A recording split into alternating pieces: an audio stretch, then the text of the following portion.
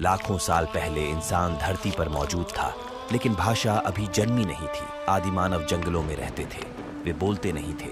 वे संकेतों, आवाजों और डर की चीखों से एक दूसरे को समझाते थे। फिर समय के साथ इंसान का शरीर बदला, गला बदला, दिमाग बदला और इन्हीं बदलावों से आवाजें शब्दों में बदली और पहली भाषा बनी। लेकिन आज दुनिया में 7,000 से ज्यादा भाषाएं हैं। तो सवाल उठता है, अगर शुरुआत में भाषा एक थी तो वह आज हजारों में कैसे बंट गई? इन सभी सवालों का जवाब के लिए वीडियो के अंत तक जरूर देखिए।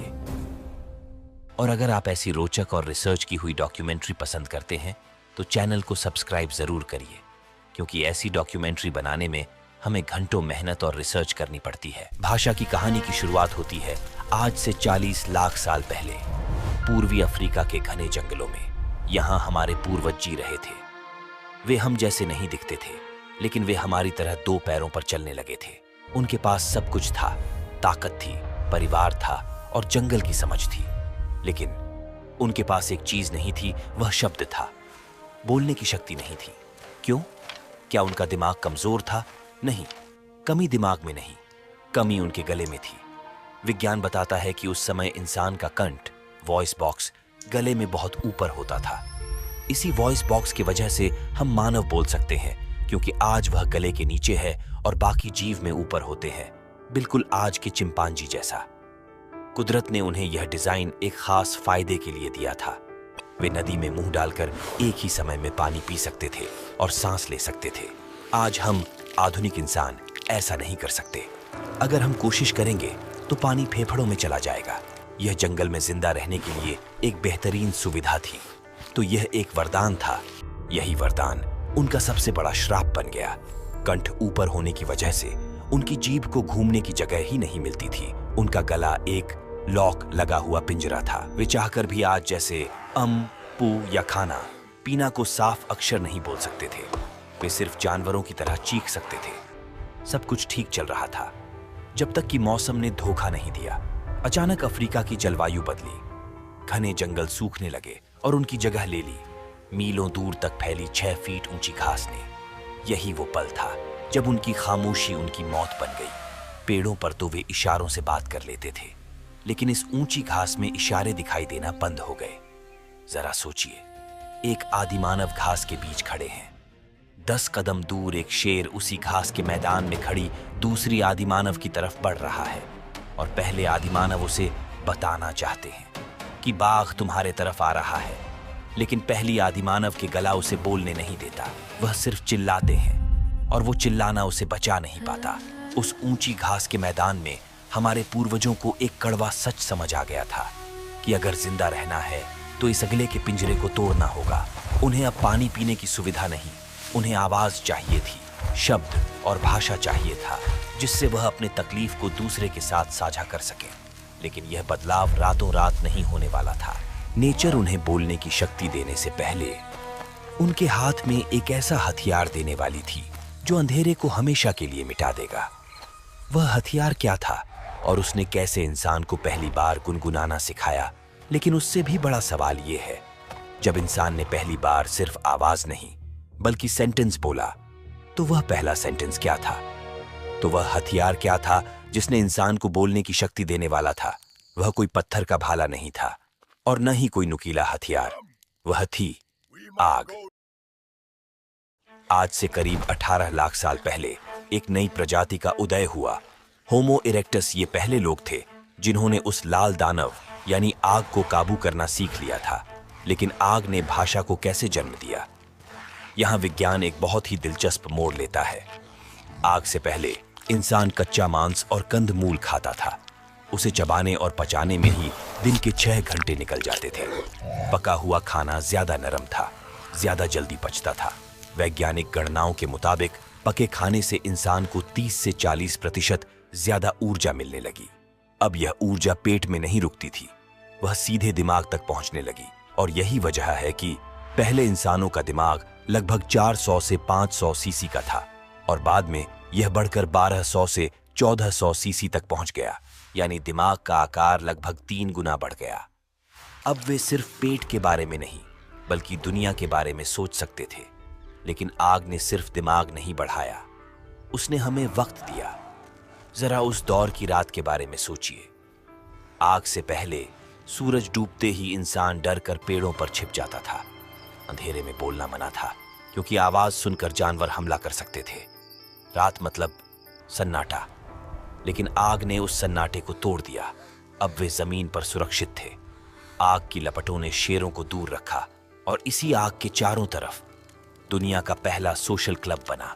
जब 10 से 12 लोग आग के घेरे में बैठे, एक दूसरे का चेहरा चमकती रोशनी में देखा, तो वहां एक अजीब सी बेचैनी नहीं बल्कि सुकून था। दिन में वे शिकार के लिए छोटे छोटे इशारे करते थे, मारो, भागो। लेकिन रात में उन्हें शिकार नहीं करना था। रात में उन्हें जुड़ना था। वैज्ञानिक मानते हैं कि भाषा की शुरुआत शब्दों से नहीं, संगीत से हुई। शायद किसी ने डर भगाने के लिए एक लय में आवाज निकाली होगी, हम, ओ, और फिर दूसरों ने उसका साथ दिया होगा। यह गुनगुनाना ही इंसान की पहली भाषा थी, बिना शब्दों का गीत, जिससे वे बता रहे थे, हम साथ हैं, हम सुरक्षित हैं। आग ने इंसान को समाज बना दिया था। दिमाग बड़ा हो चुका था, भावनाएं उफान पर थीं और समाज बन चुका था। लेकिन कहानी में अभी भी एक बहुत बड़ी रुकावट थी। उनका दिमाग तो तैयार था, लेकिन उनका शरीर अभी भी उन्हें धोखा दे रहा था। वे गुनगुना तो सकते थे, लेकिन साफ बोल नहीं सकते थे। प्रकृति को अब एक आखिरी और सबसे जानलेवा कदम उठाना था। उसे हमारे गले के अंदर एक ऐसी सर्जरी करनी थी जिसने हमें बोलने की ताकत तो दी, लेकिन साथ ही हमें मौत के मुंह में धकेल दिया। आखिर क्या था वह कुदरत का जुआ जिसने हमें जानवर से इंसान बना दिया? समय पीछे जाता है, लगभग 3 लाख साल पहले। अफ्रीका से हजारों किलोमीटर दूर यूरोप के ठंडे जंगलों में एक अलग संघर्ष शुरू हो चुका है। यहाँ एक कबीला रहता है, टकला समूह। करीब 30 से 40 सदस्यों का यह कबीला शिकार और आग के सहारे जिंदा था। ये होमो हाइडेलबर्गेंसिस थे, न पूरी तरह बंदर, न पूरी तरह हम। इनका शरीर लोहे जैसा मजबूत था। उस रात टकला समूह एक बड़े शिकार के बाद आग के चारों तरफ बैठा था। मांस भुनने की खुशबू हवा में थी। सब खुश थे, पेट भरने वाला था। लेकिन तभी खुशी मातम में बदल गई। समूह का सबसे ताकतवर शिकारी लपेटू लाल मांस का एक बड़ा टुकड़ा निकलता है। अचानक वह अपनी गर्दन पकड़ लेता है। उसकी आंखें बाहर आने लगती हैं। वह हवा के लिए तड़प रहा है। टकला समूह के लोग उसे हिलाते हैं, उसकी पीठ ठोकते हैं, लेकिन कुछ नहीं होता। चंद पलों में लपेटू लाल का शरीर ठंडा पड़ जाता है। लपेटू लाल की मौत कोई हादसा नहीं थी, ये मानव इतिहास के सबसे बड़े शारीरिक बदलाव का सबूत थी। लपेटू लाल के गले के अंदर कुछ ऐसा बदल चुका था जो बाकी जानवरों में नहीं था। उसका कंठ, वॉइस बॉक्स, गले में नीचे खिसक चुका था। कुदरत ने ऐसा इसलिए किया था ताकि गले में एक खाली जगह बने जहां आवाज गूंज सके। लेकिन इस बदलाव ने एक भयानक कीमत वसूल ली थी। अब सांस की नली और खाने की नली एक ही रास्ते से गुजरती थीं। शेर या कुत्ता खाते समय सांस ले सकते हैं, लेकिन काबा नहीं। प्रकृति ने इंसान को आवाज देने के लिए उसकी सुरक्षा छीन ली थी। लपेटू लाल की मौत हमारी बोलने की शक्ति के लिए चुकाई गई कीमत थी। लपेटू लाल चला गया, लेकिन टकला समूह बच गया। और उसी समूह में एक अनुभवी शिकारी था। लुगंड के पास अब वही नया गला था। अगली सुबह जब लुगंडा शिकार पर निकला तो उसने महसूस किया कि वह बदल चुका है। पहले वह सिर्फ चिल्लाता था, लेकिन अब उसकी जीभ उसके मुंह के अंदर नाच सकती थी। उसके गले में मौजूद एक छोटी सी हड्डी, हायोइड बोन, उसे अलग अलग आवाजें निकालने की ताकत दे रही थी। वह अपने साथियों को अपने प्रिमिटिव लैंग्वेज में साफ आदेश दे पा रहा था, रुको, मारो, यहां आओ। यह एक चमत्कार था। जानवरों की तरह हुंकार भरने के बजाय अब वे छोटे शब्द बोल रहे थे।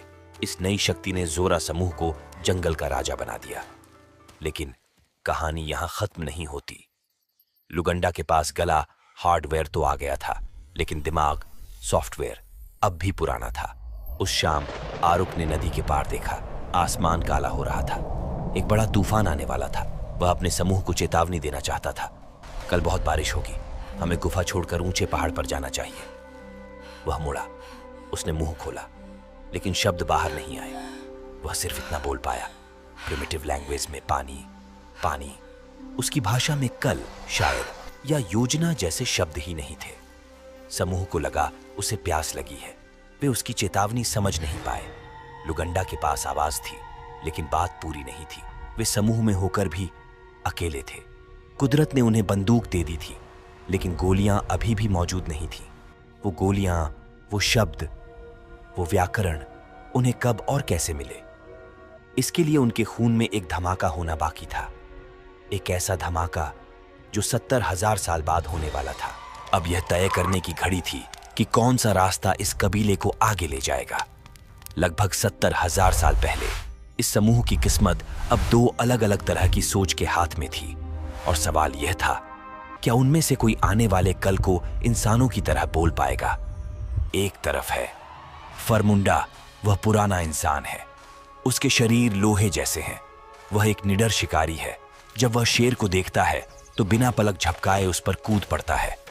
लेकिन फरमुंडा की एक सीमा, लिमिटेशन है। वह अपनी दुनिया को सिर्फ अभी, प्रेजेंट में देख सकता है। उसके मुंह में कल या योजना जैसा कोई शब्द नहीं है। और दूसरी तरफ है इकाई। फरमुंडा जितना ताकतवर नहीं है। उसका शरीर दुबला है। शारीरिक रूप से वह फरमुंडा के सामने एक बच्चे जैसा लगता है, लेकिन ईका के दिमाग के अंदर एक ऐसी परिवर्तन हो रही थी जो फरमुंडा के पास नहीं थी। ईका के दिमाग को समझने के लिए जरा एक पल के लिए अपने खुद के दिमाग के बारे में सोचिए। हाँ, आप जो अभी ये वीडियो देख रहे हैं, गौर कीजिए। अभी आपका दिमाग एक ही वक्त में 3 भारी भरकम काम कर रहा है। पहली, आंखें मेरी वीडियो देख रही हैं।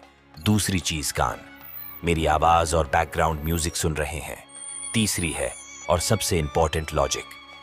आप अंदर ही अंदर सोच रहे हैं कि हाँ, ये बात जो देख रहे हैं वह तो सही है। आज आपके दिमाग में ये तीनों अलग अलग हिस्से हाई स्पीड इंटरनेट की तरह अरबों तारों से जुड़े हुए हैं। इन्हें विज्ञान न्यूरॉन्स कहता है। इसीलिए आप मल्टीटास्किंग कर सकते हैं। आप देखते हुए सोच सकते हैं और सोचते हुए बोल सकते हैं। लेकिन उस समय फरमुंडा के दिमाग में ऐसा नहीं था। उसका दिमाग एक ऐसे बड़े घर जैसा था जिसमें कमरे तो बहुत थे। याददाश्त का कमरा, आवाज का कमरा और डर का कमरा। लेकिन इन कमरों के बीच की दीवारें मोटी थीं और दरवाजे बंद थे। उसके न्यूरॉन्स आपस में कनेक्टेड नहीं थे। इसलिए जब फरमुंडा को भूख लगती थी तो उसका दिमाग योजना वाले कमरे तक संदेश नहीं भेज पाता था। वह सिर्फ इतना सोचता था, खाना अभी। वह जो सोचता था उसे जटिल भाषा में बोल नहीं पाता था। वह एक मेंटल पिंजरे में कैद था। लेकिन फिर प्रकृति ने अपना खेल खेला। ईका के खून में, उसके डीएनए में एक नन्ही सी गलती हुई, एक जेनेटिक म्यूटेशन जिसे आज साइंटिस्ट FOXP2 कहते हैं। उसके शरीर में कोई बड़ा बदलाव नहीं आया। ईका के हाथ पैर नहीं बदले, लेकिन उसके दिमाग के अंदर ही अंदर तार जुड़ने लगे। अचानक उन बंद कमरों के बीच के दरवाजे खुलने लगे, जिसके कारण वह सोची हुई बात को अपने भाषा में प्रकट कर सकता था और वापस कबीले में चलते हैं। प्यास से बुरा हाल है। फरमुंडा अपना भाला पटकता है। उसके दिमाग का कनेक्शन टूटा हुआ है। वह घबराहट में सिर्फ चिल्लाता है, पानी नहीं है, हम मरेंगे। जो केवल वर्तमान के डर थे, लेकिन ईका अलग था। ईका का दिमाग एक बात को दूसरी बात से जोड़ पा रहा था। जब उसने सूखी नदी देखी तो वह सिर्फ घबराया नहीं, उसके दिमाग में एक पुरानी याद उभरी। उसे याद आया कि कुछ समय पहले उसने पक्षियों को उत्तर दिशा में उड़ते देखा था। फिर उसने उस याद को अपने दिमाग के लॉजिक से जोड़ा। पक्षी अक्सर पानी की तरफ उड़ते हैं।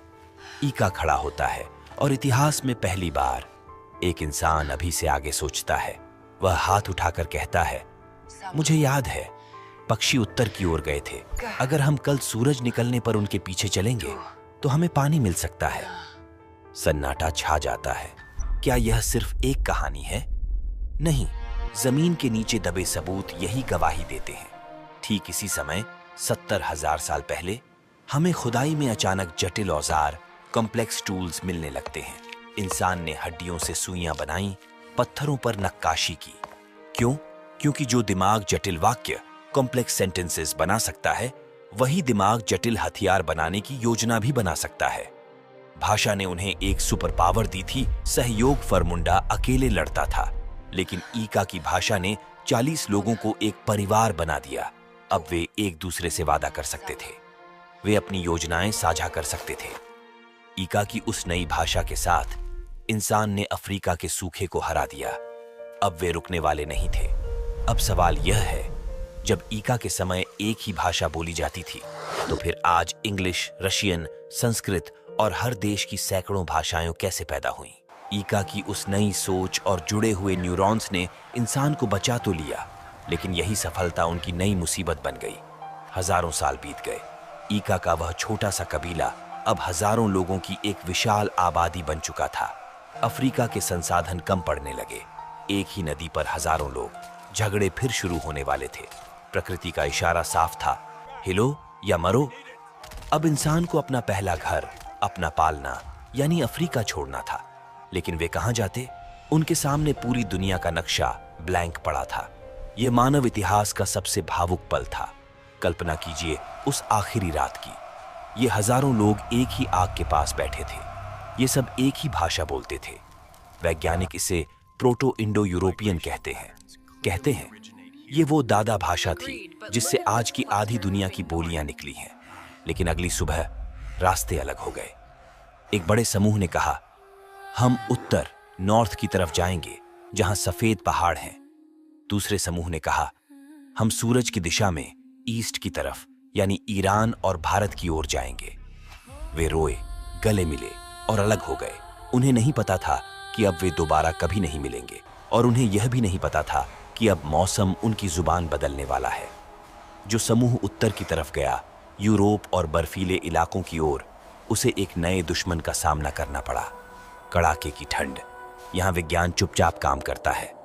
जब इंसान बहुत ठंड में होता है तो वह अनजाने में अपना मुंह ज्यादा नहीं खोलता, क्योंकि मुंह खोलते ही ठंडी हवा सीधे फेफड़ों में जाती है और शरीर की गर्मी छीन लेती है। यह खतरनाक हो सकता था। तो इन लोगों ने बिना सोचे समझे अपनी बोलने की आदत बदल ली। अब वे ज्यादा बोलते थे बंद होंठों से। होंठ, दांत और जीभ, उनकी आवाज मुंह के अंदर ही बनती थी। इसलिए उनकी भाषा में ऐसी आवाजें बढ़ने लगीं जो मुंह ज्यादा खोले बिना निकलती हैं। आज भी आप जर्मन, रशियन या इंग्लिश सुने तो ये आवाजें साफ सुनाई देती हैं, जैसे स्टोन, हेलो, और जर्मन भाषा में धन्यवाद को डैंक, वासर मतलब पानी, और यही नहीं, रसियन भाषा में नमस्ते को प्रियवेत और घर को डोम कहा जाता है। इन भाषाओं में शब्द मुंह के अंदर कसे हुए से निकलते हैं। यह कोई संयोग नहीं था, यह ठंड में जीने की आदत थी। अब दूसरी तरफ देखिए, जो समूह दक्षिण और पूरब की ओर आया, भारत, ईरान और आसपास के इलाकों में, यहाँ सूरज था, गर्मी थी, खुली हवा थी। यहाँ मुंह बंद रखने की कोई जरूरत नहीं थी। लोग आराम से मुंह खोलकर बोल सकते थे। इन आवाजों में सांस खुलकर बाहर आती है। उदाहरण के लिए संस्कृत में आत्मा या आकाश, पूरा मुंह खोलकर बोला जाने वाला शब्द। तेलुगु में अम्मा, जिसका मतलब माँ, या अन्नमू जो चावल है, स्वरों की मधुरता के साथ बंगाली में आलो मतलब रोशनी, या भालो मतलब अच्छा, गहरी और खुली आवाज। धीरे धीरे उनकी भाषा में एक लय आ गई। इसीलिए जब आप संस्कृत या पुरानी तमिल सुनते हैं तो वह किसी गीत जैसी लगती है। यह कोई कला नहीं थी, यह मौसम का असर था। गर्मी ने उनकी जुबान को खुला रहने दिया।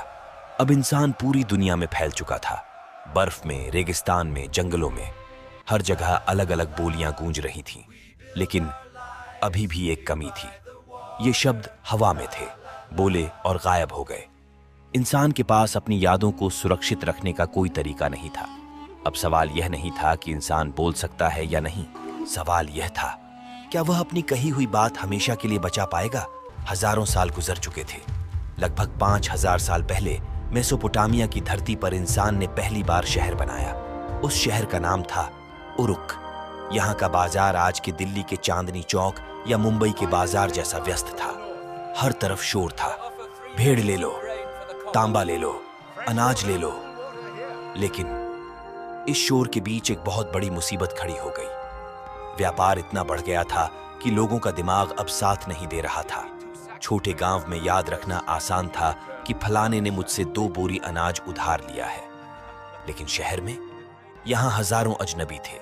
लाखों का लेन देन हो रहा था। व्यापारी डर रहे थे, अगर मैंने आज किसी को उधार दिया और 6 महीने बाद वह मुकर गया तो मैं साबित कैसे करूंगा? मेरी आवाज तो हवा में गायब हो चुकी है। इंसानी दिमाग का मेमोरी कार्ड फुल हो चुका था। हमें एक ऐसे जादू की जरूरत थी जो हमारी बात को वक्त के साथ रिकॉर्ड कर सके। और तभी इतिहास में एक ऐसे आदमी की एंट्री होती है। यह कोई राजा नहीं था, कोई सेनापति नहीं था, यह एक साधारण मुनीम अकाउंटेंट था। इतिहास हमें एक आदमी का नाम बताता है, कुशिन। कुशिन कोई राजा नहीं था, वह मंदिर के गोदाम का एक साधारण अकाउंटेंट था।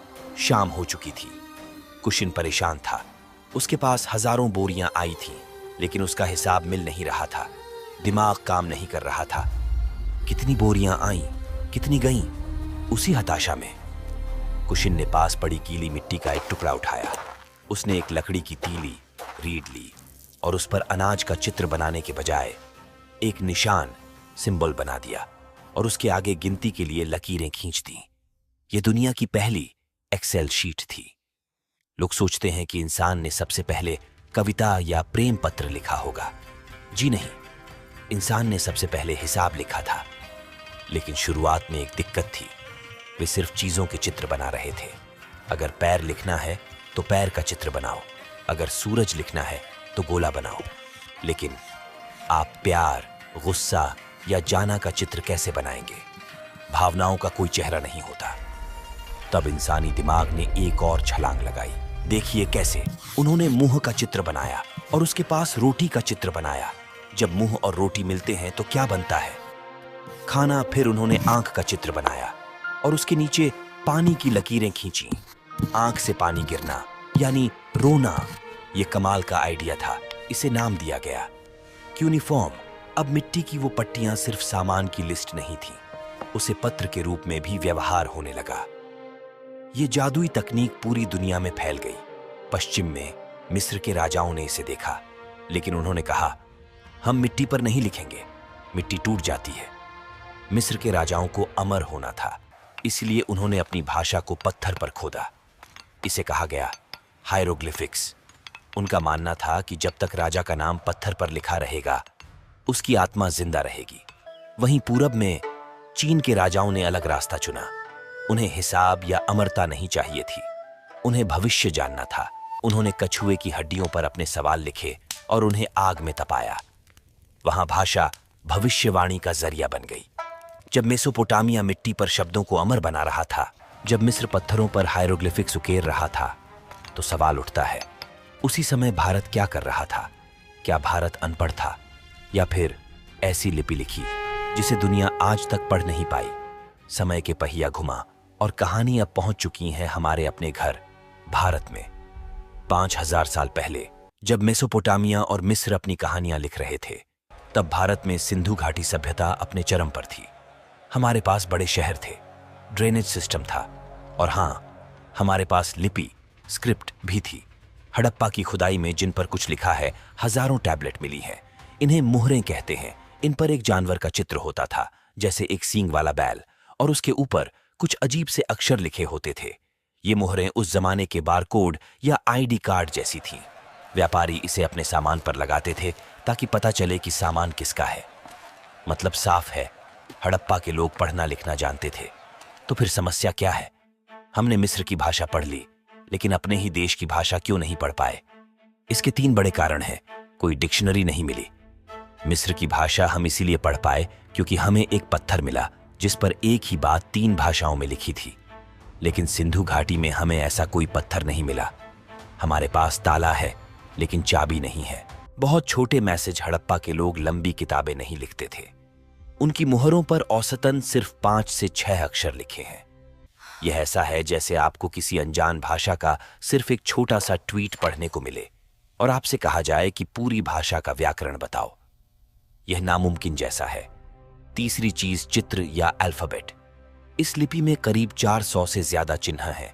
इनमें मछली का निशान बहुत आता है, कभी जार का निशान आता है। वैज्ञानिक उलझे हुए हैं, क्या यह आज की ABC जैसी वर्णमाला है या यह आज के इमोजी जैसा है, जहां मछली के चित्र का मतलब मछली नहीं बल्कि कोई आवाज या सितारा हो सकता है। यह रहस्य और गहरा तब हो जाता है जब हम पूछते हैं वे कौन सी भाषा बोलते थे। इस संबंध में इतिहासकारों के विभिन्न मत है।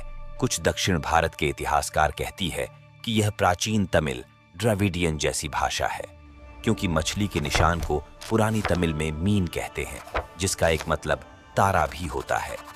अन्य इतिहासकार कहती है कि यह संस्कृत या इंडो आर्यन परिवार की भाषा है, लेकिन सच यह है 5000 साल बाद भी हम अंधेरे में तीर चला रहे हैं। इसीलिए यह दुनिया का सबसे बड़ा अनसॉल्व्ड मिस्ट्री है।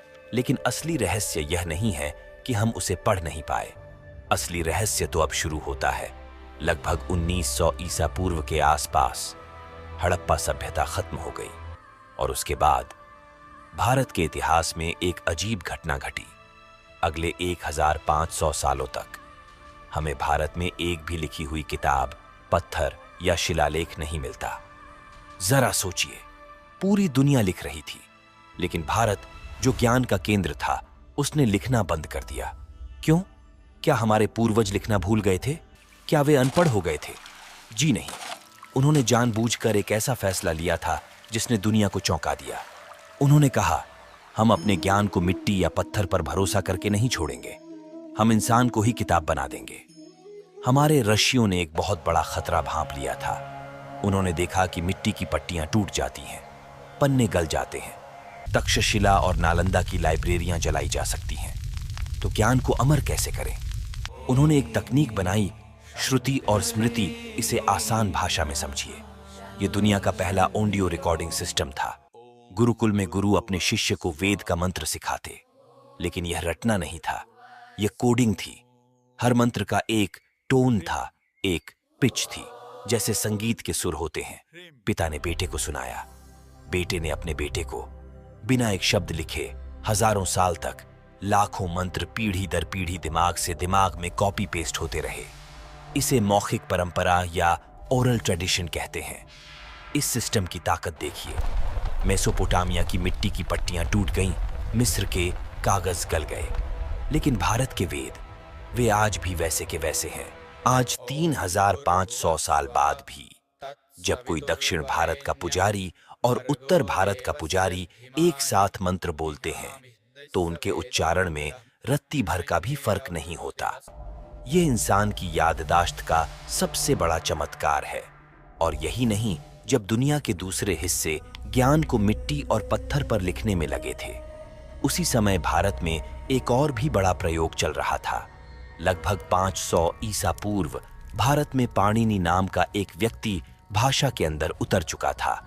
उसने शब्दों को नहीं लिखा, उसने शब्दों के नियम लिखे। उसने बताया शब्द कैसे बनते हैं, शब्द कैसे बदलते हैं। यानी उसने आज से 2500 साल पहले ही भाषा की व्याकरण बना चुकी थी।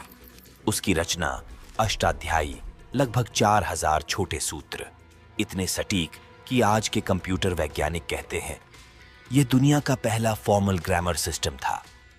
लेकिन समय के साथ संस्कृत बहुत कॉम्प्लेक्स और नियमों में बंध गई। यह सिर्फ विद्वानों और ब्राह्मणों की भाषा बनकर रह गई। आम आदमी जो खेत जोतता था, जो मिट्टी के बर्तन बनाता था, उसे संस्कृत समझ नहीं आती थी। ज्ञान और जनता के बीच एक दीवार खड़ी हो गई। भारत को एक ऐसी भाषा की जरूरत थी जो भगवान की नहीं, इंसान की हो। तभी एक क्रांति हुई। बुद्ध और महावीर जैसे महापुरुषों ने महलों की भाषा छोड़ी और प्राकृत अपनाई। प्राकृत का मतलब है नेचुरल, वो बोली जो मिट्टी से निकली थी, जिसे आज हम पाली कहते हैं। जब बुद्ध ने पाली में बोला तो आम आदमी को लगा कि कोई अपना बोल रहा है। भाषा फिर से आजाद हो गई।